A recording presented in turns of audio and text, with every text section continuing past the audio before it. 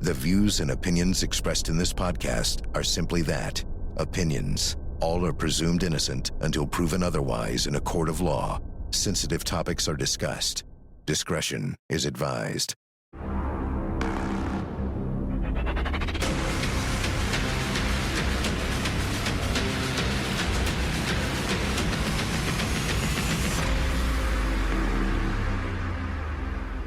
I'm Vinnie Politan. The subject of my investigation is the death of Boston police officer John O'Keefe and the murder trial for his alleged killer, Karen Reed. Now, no one witnessed this alleged crime, so prosecutors need to enlist the help of experts to prove to the jury what happened here. Take a look.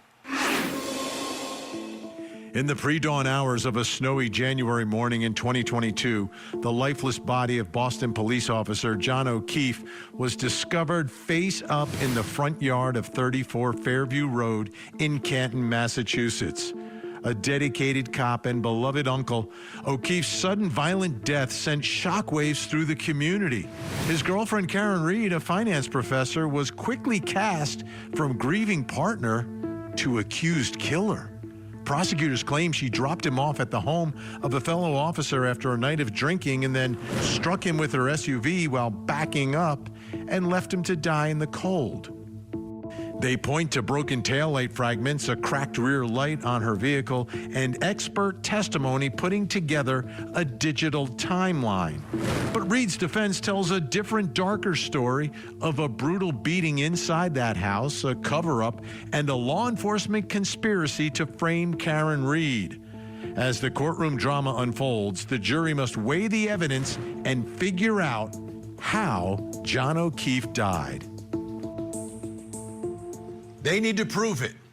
And then this hour is going to be extremely important in understanding the Karen Reed trial and the prosecution here.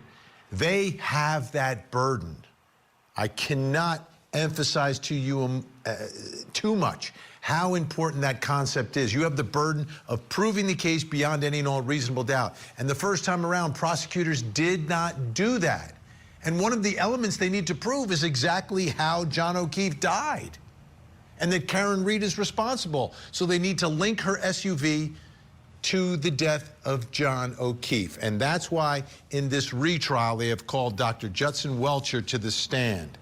And this is an important expert witness that the jury needs to believe and needs to believe beyond a reasonable doubt for prosecutors to win this case. So I want to show you part of his testimony and what he did. And this part of the testimony is what everyone's calling the blue paint experiment, trying to show to this jury how John O'Keefe was impacted and contacted and struck by Karen Reed's SUV based upon the information and evidence that's available. Let's take a look. Let's have the car drive into me. I did this at very low speeds, and you'll see, and we'll throw this from two different angles. That's me showing I'm doing test 2. This is from a camera that we have pointing down at it. This is the speed. You'll see it's only about a 2-mile-an-hour impact, but even a 2-mile-an-hour impact redirects me back and causes me to rotate and take a step. So similar to the other test, this is the post-contact image of the transfers onto my arm. Actually, the yellow paint, you can see from my hand is here. This is from the arm and forearm. Do you have an opinion whether, based on the data and based on the physical damage and your testing, whether that is consistent with a collision or a impact with Mr. John O'Keefe? It is consistent with the collision as long as it's greater than approximately 8 miles an hour. Based on all the evidence you considered, could you share with the jury what your opinion is to a reasonable degree of engineering certainty about whether the defendant's Lexus struck Mr. O'Keefe on January 29, 2022, around 12:32 a.m.? I can answer. Yes, based on the totality of the evidence, DNA, everything I've talked about, that is consistent with that happening, and with a reasonable degree of scientific certainty, that is what happened. Objection. Move to strike. This is so important, so significant, and brings us to the first question in our investigation tonight, and it's about this experiment. Should the jury trust the blue paint experiment? Should the jury trust it? Joining me, Court TV field reporter Cody Thomas and board-certified forensic pathologist. She's testified in many high-profile cases, Dr. Priya Banerjee, both here to help us try to answer this question. Cody, let me start with you to put some more facts out on the table here. How does this experiment and the results of this experiment line up with the actual injuries that we've seen time and time again on John O'Keefe's arm? Well, of course, Vinny, since this whole case has been unfolding, there has been a lot of speculation about the source of those injuries on John O'Keefe's arm, specifically how they got there. Was it Chloe the dog that we've heard so much about? Was it actually the Lexus? Was it even a scavenging animal in the middle of the night when his body was laying there? So there have been lots of questions. But what Dr. Judson Welcher, put together with this blue paint experiment, trying to show people how this possibly could have happened from the Lexus. He has the blue paint on where the taillight would have been. The Lexus bumps into his arm in a similar spot to where those injuries are found on O'Keefe's body, showing the point of impact where that taillight and the taillight glass could have shattered and applied those injuries to his arm. So it's kind of spot on as far as where the injuries fall on O'Keefe's arm. Okay, Dr. Priya Banerjee. Let's talk about this experiment. Should the jury trust this blue paint experiment that we just saw? We see the results. What does it tell you? How much do you trust it? Sure. So I've never seen anything like it, but I agree that they're sort of recreating the pattern or the areas of contact on the arm.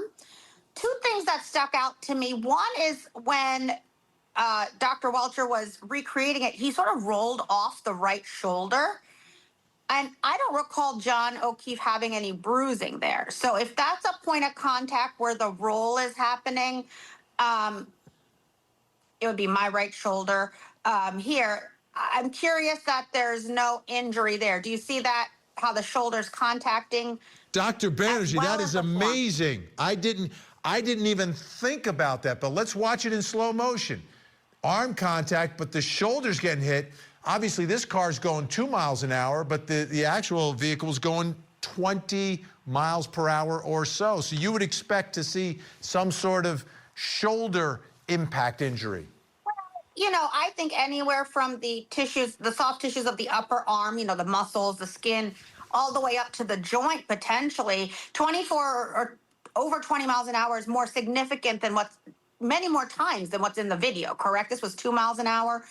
And I'm not sure it's really hitting the knee at all, right? They were saying that there's a small abrasion there. I don't know what to make of it, but I don't know if the thigh's making contact. I've tried to watch it many times from the different angles. So I can't really accurately comment, but the absence of shoulder injury made me pause a little bit. Yeah, we can see there, you can almost, you can't really see the knee from that particular angle. It's hard. Right, yeah. Right. Very, very difficult. And they didn't put any blue paint down there to try to see if the knee would get the same sort of spot. But do you see where he rolls? Yeah. Yeah. That's secondary. It's sort of like a secondary point of contact, if you will. But if that's what's spinning him, I would think there'd be something there with significant backup acceleration of the car. Yeah, I'm wondering if that's something that the defense will mention at some point during their expert testimony. All right, Cody, let's go back in time, because you alluded to this, but what has the defense said about the possible dog attack in all of this? Well, Vinny, naturally, the defense has a response to this, and it involves Chloe the dog, that dog that was owned by the Alberts, who lived at the house where everything went down. Now, Dr. Marie Russell, she's a dog bite expert. She testified during the first trial on behalf of the defense, saying that John O'Keefe was attacked by a dog. Now, in the months before this current second trial, there was a Daubert hearing regarding Dr. Russell's testimony. Now, a Daubert hearing is pretty much a hearing that determines whether scientific evidence or an expert's testimony is reliable and admissible to bring into court during the case. Here's what Dr. Russell had to say during that Daubert hearing. Do you have an opinion with regard to the nature and source of the wounds on Mr. O'Keefe's right arm? Yes. What is that opinion? Those wounds were inflicted by a dog attack. Do you hold that opinion to a reasonable degree of medical certainty? Yes. Did you ever discuss going to see Chloe and doing these studies on Chloe so you could see if they were dissimilar to these abrasions? I was asked to evaluate the wounds. Do you know that Chloe exists, that we provided notice to you, that we went up and saw Chloe and took molds? Did you know that? Objection, Your Honor. Did you know that? I'm going to allow it. Did you know that, Doctor? I do know that now. Now that you know that Chloe's available, wouldn't those molds be helpful? Wouldn't you want to look at them and compare them to the distances on the abrasions on Mr. O'Keefe's arm? Objection, Your Honor. I'm going to allow it. I don't think it's necessary for many reasons. Okay. Now, Vinnie, Judge Cannone said that Dr. Russell can testify during this trial. Now, of course, the defense hasn't begun their case yet, but Judge Cannone also said the prosecution can challenge her credibility under cross-examination. All right, Dr. Banerjee, we saw the blue paint experiment. We've heard some of the conclusions of the dog expert. What are your thoughts in taking a look at both scenarios here?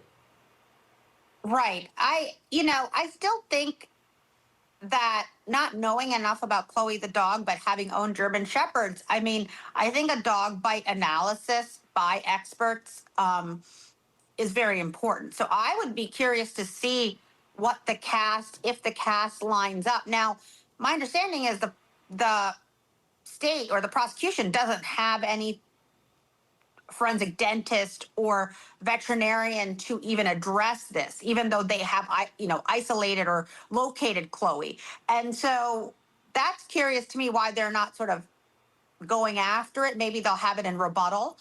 But I would be curious to see. I've dealt with dog bite related deaths, and they can be quite vicious. And some of these, really are suspicious for puncture wounds. So I think that might be atypical for the shattered tail light. Again, the reconstruction that I think is leads you astray is that it's not at the same speed and the tail light cover's not breaking. Obviously, we can't hit anybody with that legally, right. but that's part of the challenge here. The limitations, right? But at the same time, it doesn't truly capture the force that someone's being hit with.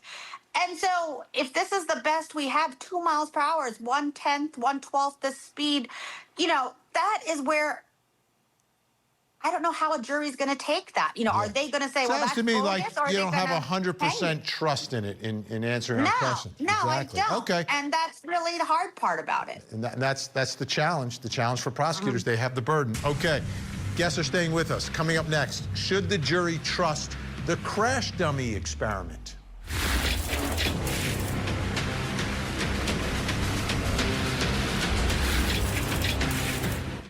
The Court TV podcast will return.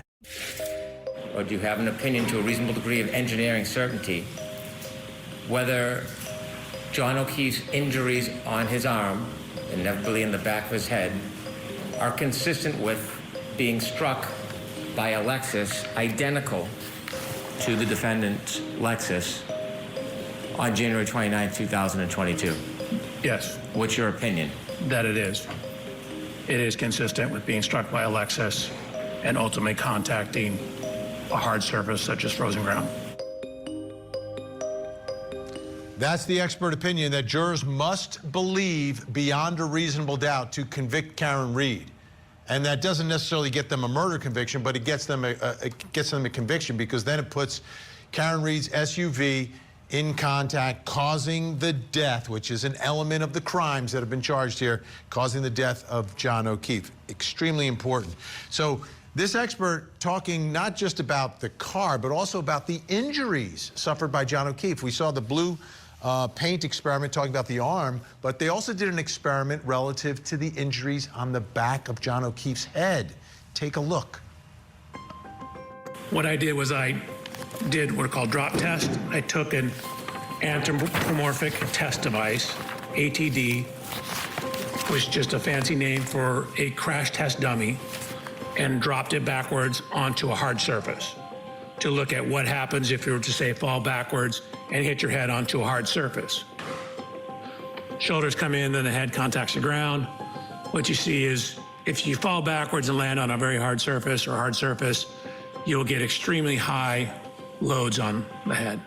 Watch when the shoulders hit the ground, then the head hits the ground. It creates kind of an arc path that will drag and slide objects up the head. So if you have something such as a baseball hat, it'll cause it to drag across the scalp, dragging it up to a similar location to where these abrasions are. Another extremely important part of this case. We're talking about the head injuries that really caused the death of John O'Keefe. The arm injuries are allegedly from the contact with a broken tail light, right? But it's the head injuries that actually caused his death. And how did he get these head injuries?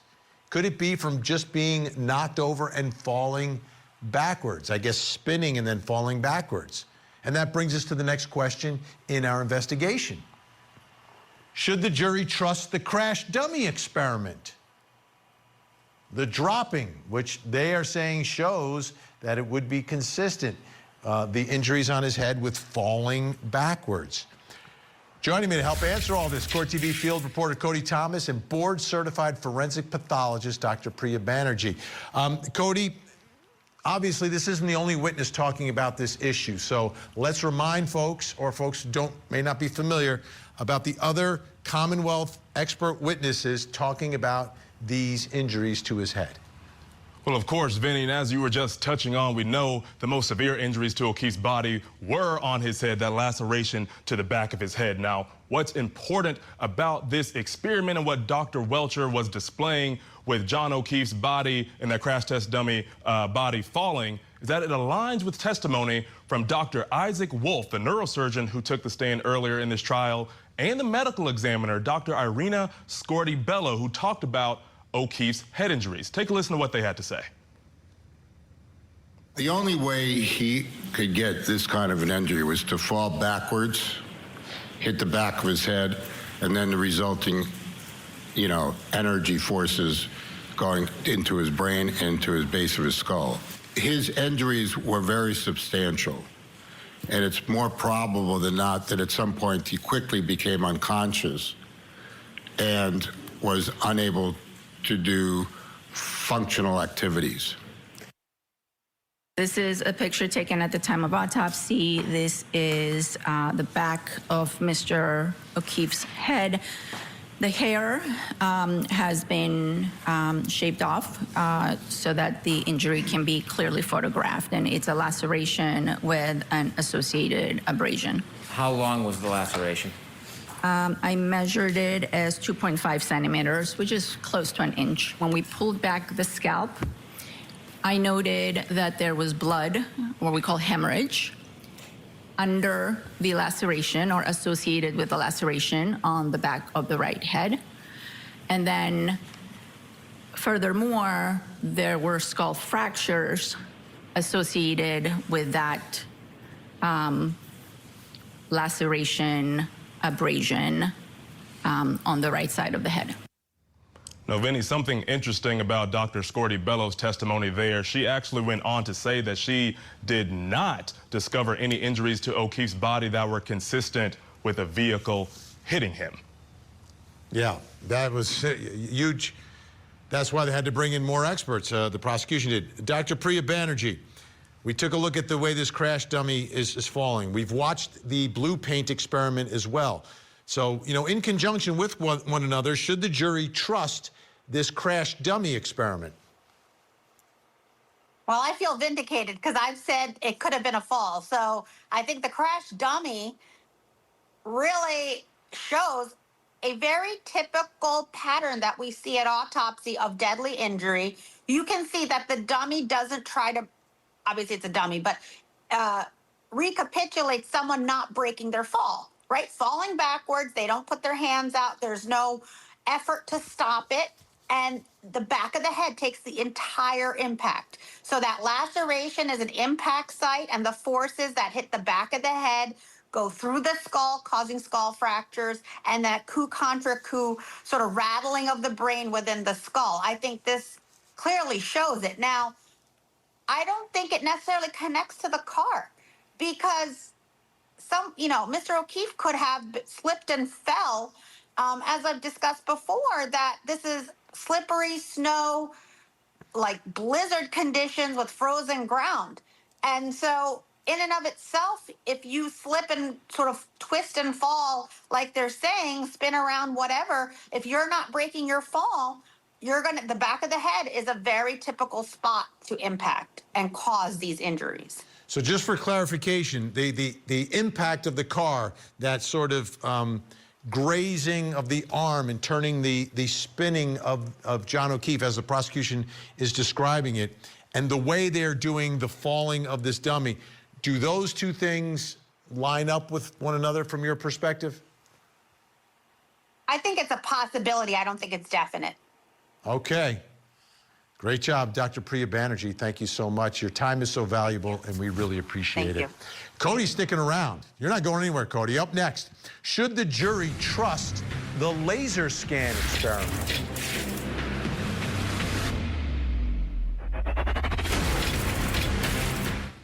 Now, back to the Court TV podcast.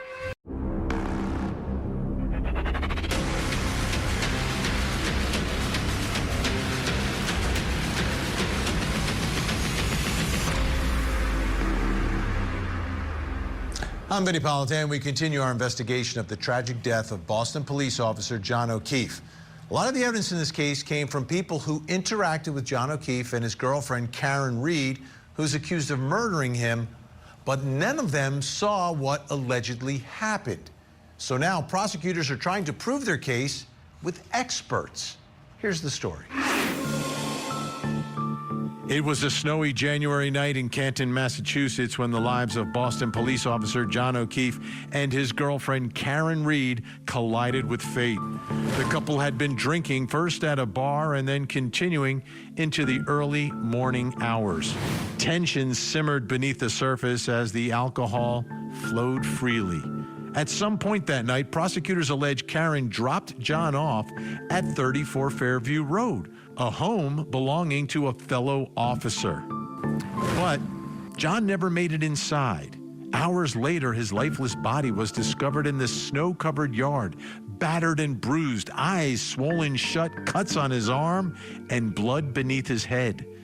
The storm had buried secrets and possibly evidence. Investigators turned to Karen's SUV, pointing to a shattered taillight and an alleged digital timeline that told the story of murder.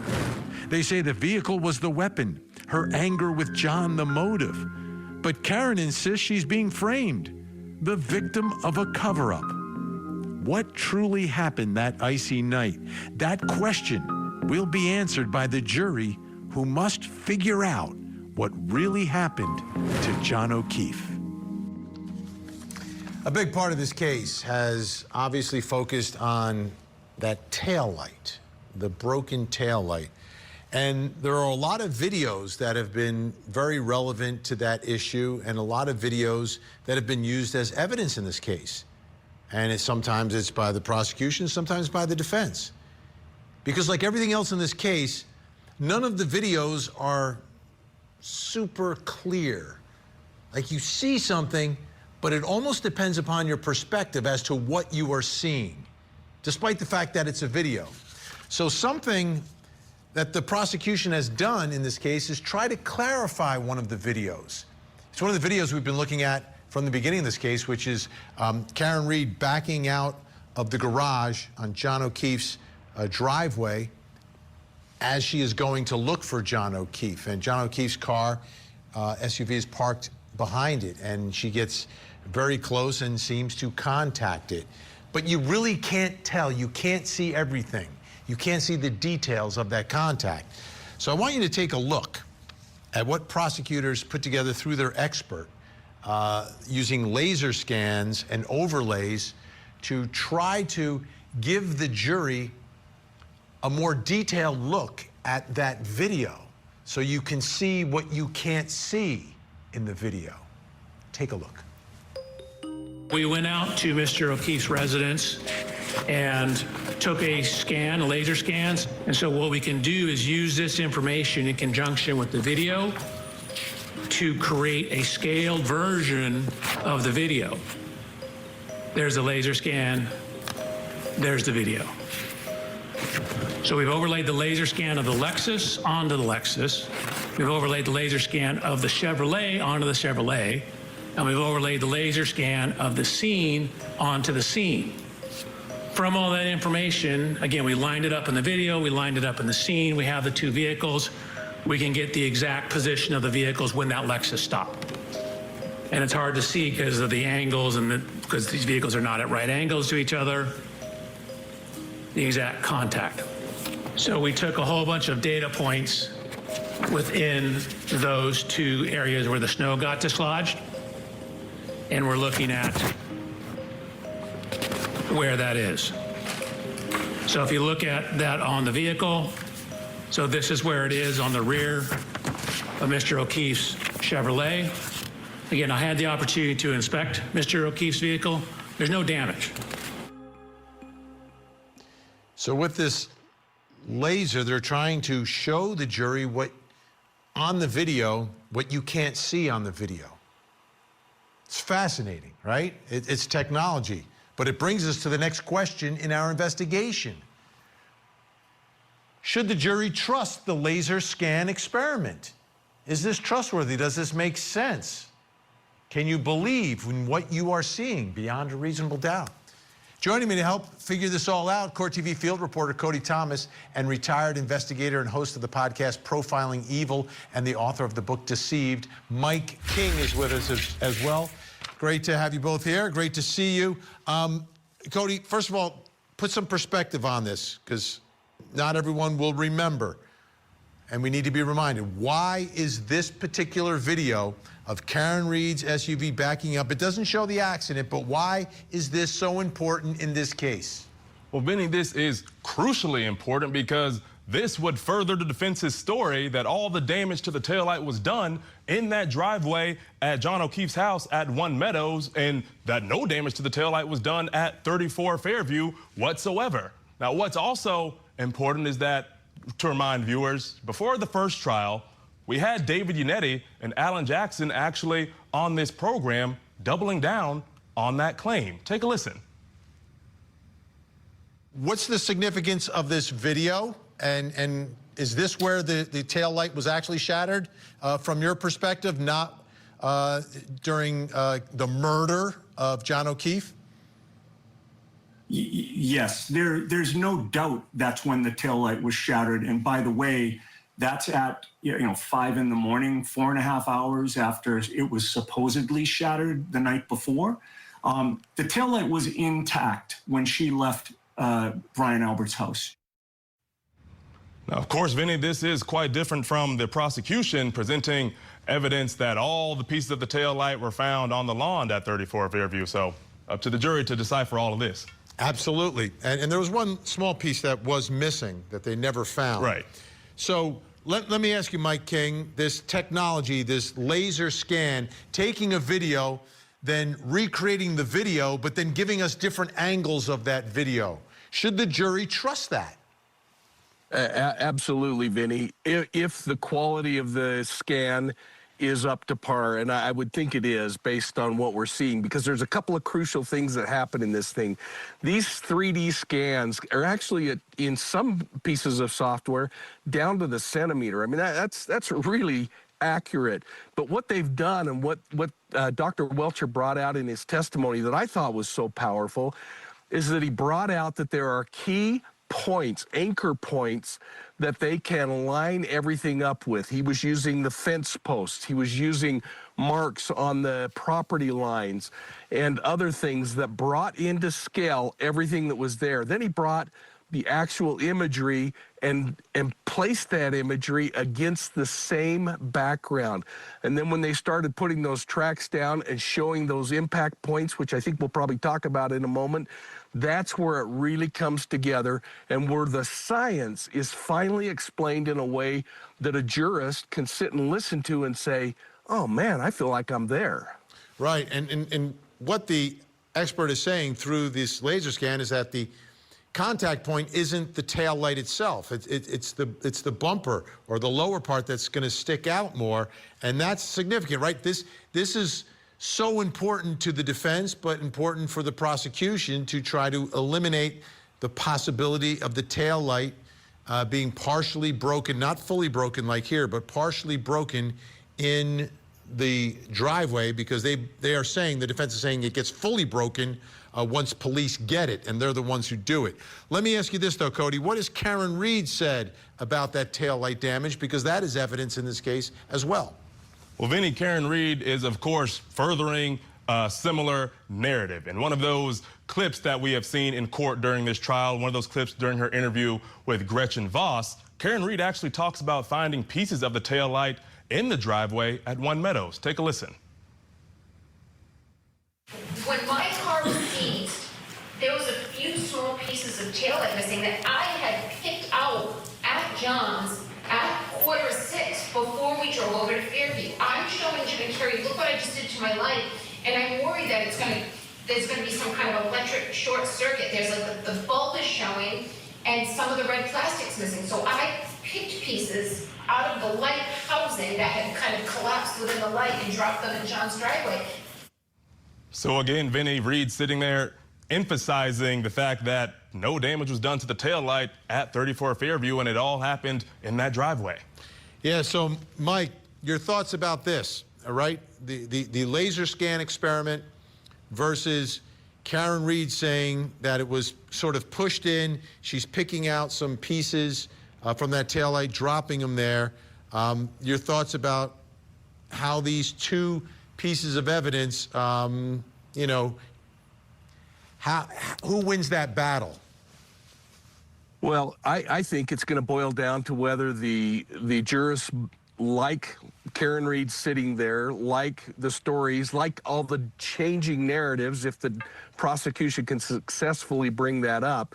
And you can't keep throwing out ideas and saying this is what happened and then have somebody come back and prove that that's not the case. If we believe what's happened here, and personally I believe that scan that was conducted, and I really like the science behind that. And it impeaches her, in my opinion, Vinnie, but you know what, I'm the cop that was showing up at the scene, not the prosecutor. Exactly. Cody, what do we know about the reconstructed tail light? Because I think this is significant as well. Well, Vinnie, once we see when that tail light is reconstructed from all the different pieces, there's a missing piece of the red glass. You can see there on your screen, it's kind of to the top left of where the cursor is in that little black area. That's a missing piece. Now, that's a big deal because the prosecution talks about all these different pieces that were recovered from 34 Fairview, but that missing piece was not found. Now, a logical deduction is that this piece would have had to been from hitting O'Keefe's car in that driveway, or at least that's what the jury may be left to assume. Yeah. So, Mike, from the laser scan and the way they depict the contact to that missing piece, which would be the partially broken taillight that the defense is talking about, does that match up? I don't think it does, Vinnie. I mean, I think they're two separate stories, and the jury's going to have to decide which one they believe. One is backed by science and a scan that places things in a way that you can actually understand it. The other, if I'm understanding it right, is still, you know, there might be something out there. All right, Mike King, Cody Thomas staying with us. Still to come. Should the jury trust the time variance? The time of that event with the clock variance adjusted is 12:32:04 to between 12:32:04 and 12:32:12. This is the Court TV podcast. When you apply that variance between the Lexus clock in Mr. O'Keefe's phone, what is the time of that event? The time of that event with the clock variance adjusted is 12:32:04 to between 12:32:04 and 12:32:12. I told you this hour was important, extremely important in understanding the prosecution case and certain elements of their case that, wow, they need this jury to buy in a big, big way for them to prove their case and for them to win this case and get a conviction against Karen Reed. Now, this is Shannon Burgess, the controversial expert for the prosecution, who was testifying about these time variances. This is a huge issue. It's also, again, something that didn't line up perfectly for prosecutors, but based upon this testimony, if you buy in, it does line up perfectly. Let's take a listen. If we think back to the last slide, we've identified the three-point turn event in both the data sets. So now if we want to adjust one clock to the other, we can do that. And doing that, we've identified that the variance is between 21 and 29 seconds. So we would need to adjust the Lexus clock forward by 21 to 29 seconds to synchronize it with the iPhone data. Okay, so prosecutors are getting data from different devices, the text stream from the Lexus, they're getting it from the iPhone, they're getting it from apps on the iPhone, the Apple Health, Waze, they're getting times from all different places. And they want everything to line up. So to do that, especially with the data coming from the Lexus, they had to do a time variance, where they had to shift time. This is a big deal, because if the time isn't shifted, it could be game over for the prosecution, which brings us to the next question in our investigation. Should the jury trust the time variance? Is this something you can trust, once again, beyond a reasonable doubt, which is the burden of proof? Joining me, still with us, Court TV field reporter Cody Thomas and retired investigator and host of the Profiling Evil podcast, author of the book Deceived, Mike King. All right, Cody, how is the defense pushed back against this time variance?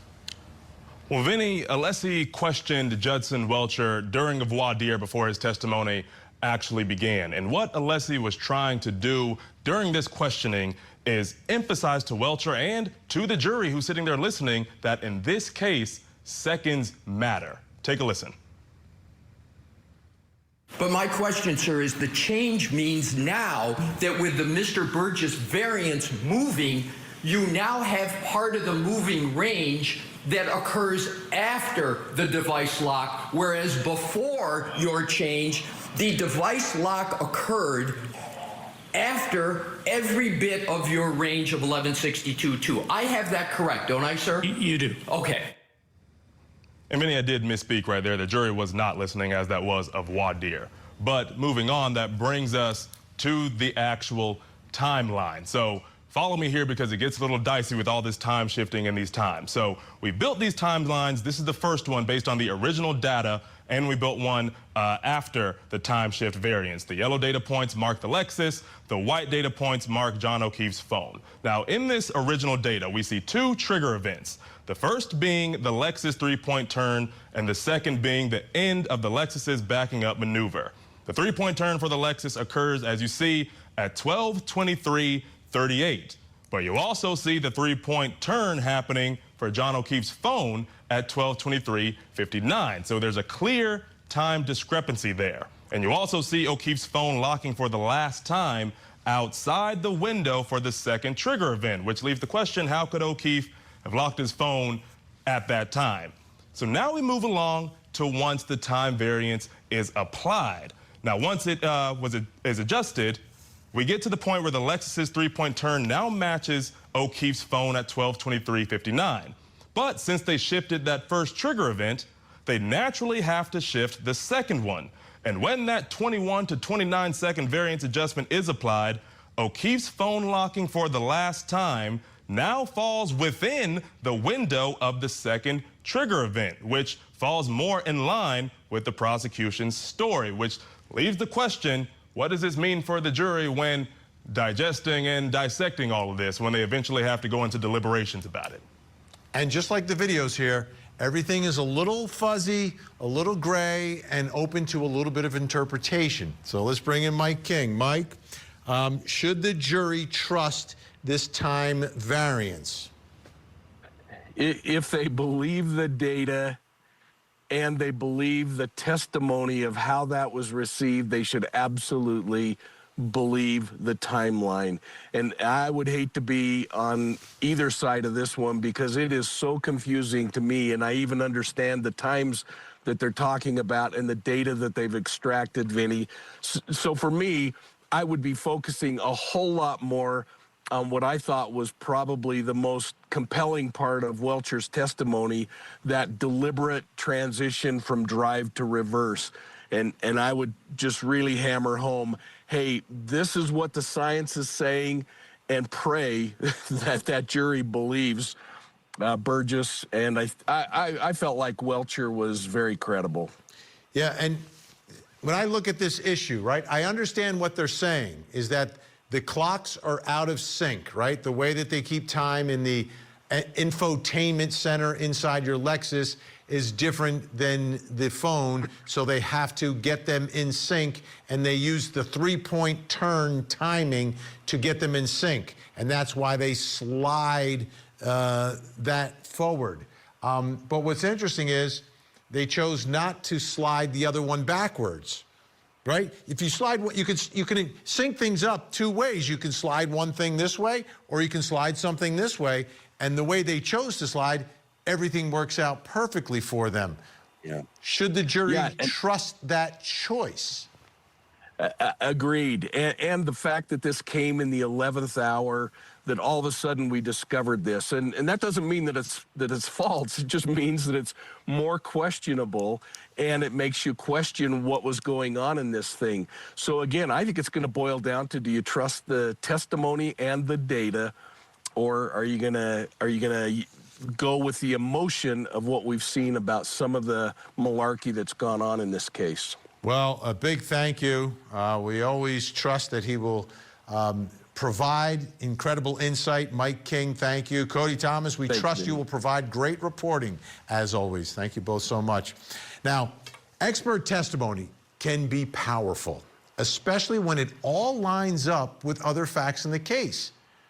But most of the time, each side has their own experts. And if they cancel each other out, the jury will often fall back and resort to common sense and other uncontroverted evidence. The question is, in this case, which theory does that prove? I'm Vinnie Politan. We'll keep digging for answers as the investigation continues.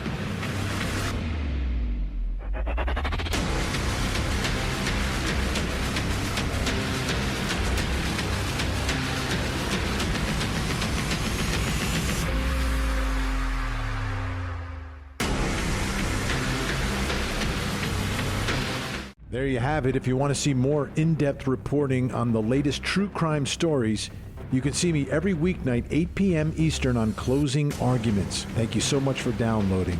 And as always, please don't forget to hug the kids. This podcast is a production of Court TV. Go to CourtTV.com for more content, trials on demand, and to find out how to watch Court TV in your area.